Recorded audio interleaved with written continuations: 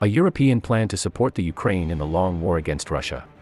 As the war in the Ukraine passes its 6-month mark, the return of conflict to the European continent continues to shock Europeans.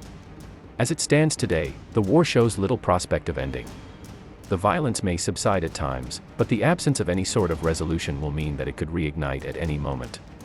Ukrainians, and their supporters in Europe and elsewhere, are convinced that they have to embark on a long war.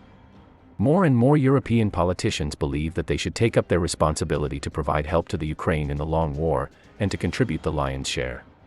Discussions have been centering on the development of a comprehensive long war plan for the Ukraine that should contain 4 essential elements that Europeans commit to supporting. Military security. The EU and its member states would provide long-term military assistance to the Ukraine through a new security compact agreed by the EU and the Ukraine.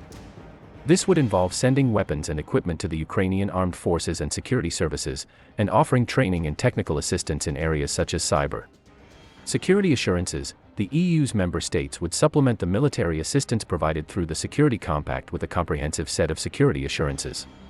These would set out the type of increased support they would give to the Ukraine in the event of various conceivable escalations.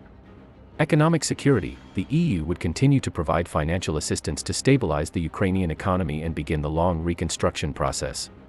But, to provide a long-term vision of integration with Europe, the EU would also offer the Ukraine something called a Partnership for Enlargement. This would open up access to the European market, potentially allow the Ukraine to receive cohesion funds, and help it prepare for EU membership over the long term.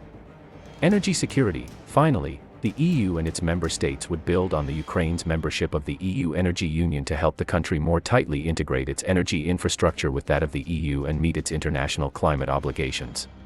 To ease the societal impact of the energy transition, the EU would also provide a Just Transition Fund to the Ukraine, modeled on the EU cohesion policy's internal Just Transition Fund. The proponents of the plan believe that besides its practical impact, this plan will signal Europeans' commitment to assisting the Ukraine, showing Kiev, Moscow, and the wider global community that the EU is in it for the long haul. The Long War Plan will also provide clarity to anxious publics in member states. They also believe that together, these proposals would protect the Ukraine's sovereignty and territorial integrity and help create the long-term conditions for a resolution to the war. Conditions of protracted war obviously make it difficult to drive forward the Ukraine's economic development and integration with the EU. The nature of today's geopolitical competition does not allow the drawing of such a bright line between conditions of war and peace. There is likely to be no definitive end to hostilities between Russia and the Ukraine in the coming years, even if the violence may plateau. This means that neither the Ukraine nor the EU can afford to wait for a settlement with Russia.